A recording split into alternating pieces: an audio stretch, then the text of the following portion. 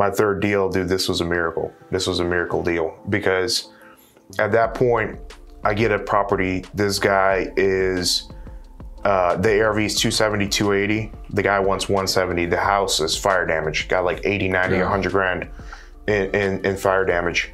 All my buyers are like, I got it locked in at 145. All my buyers are like, I'll do 95, I'll do 100, I'll do 105, I'll do 110. What did you have it locked in at? 145. So you, okay. So because of COVID, because of the fire damage, they were lowballing, and it was a scary time for everybody, you know? And this is the crazy part, man. And by that time, I had already ran through my savings because I was reinvesting basically everything back into the business, everything in marketing. Some months, you know, it's just, you know, you're spending money and it's not coming back. You're not seeing it. Well, by this time, I'm like, okay, I'm running low on funds. I got to dispose this deal.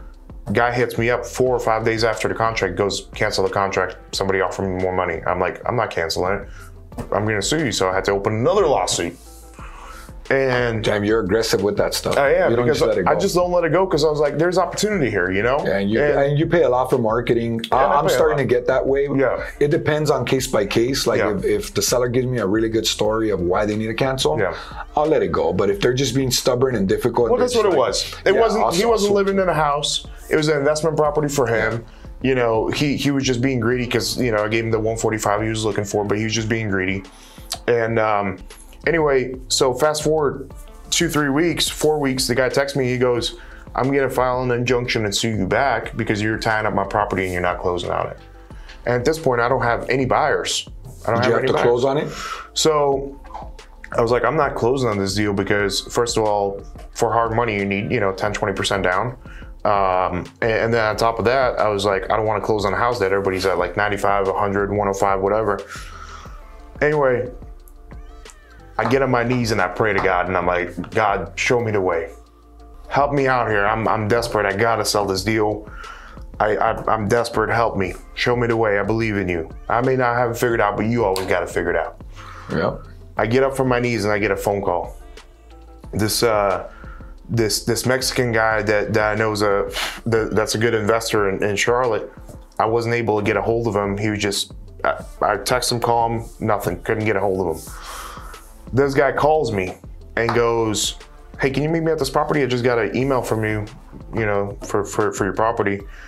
And I'm like, yeah, I'll be there in 10 minutes. So I show up, his wife shows up. His wife is wearing a shirt that says, the Bible verse that says, for I know I have the plans for you, says the Lord. Plans to prosper you, not to harm you.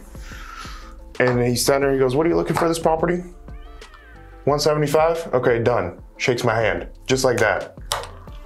And I'm standing there, I'm like, hey, can you do 180? Can you help me out? I'm kind of struggling, you know, a little bit, trying to get going in this business. He goes, okay, let's do 180. Shakes my hand, done. Then he looks at his wife and goes, hey, can I tell him a story of what happened? She goes, yeah, sure. I'm getting emotional about this because he goes, this morning we had a deal that we were supposed to close on. Right before I got your email, we got a call that, you know, the deal fell out of escrow, you know, things fell through. We couldn't close on it. And I looked at my wife and I said, God is gonna give us something better.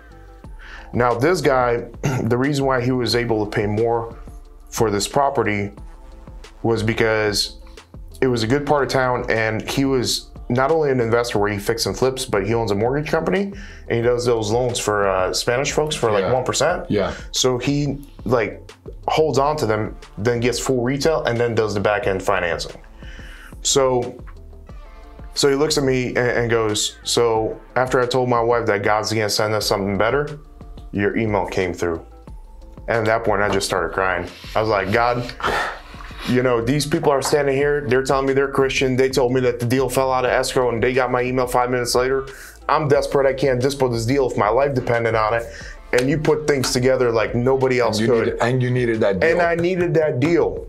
And so here's the crazy part. The crazy part is this, by that time, COVID already, you know, it was in full swing, you know, and this guy ends up holding on to the property for 5 or 6 months, rehabbing the property, doing everything, ends up selling the property for $380,000 because that's when the market started going crazy. Yeah.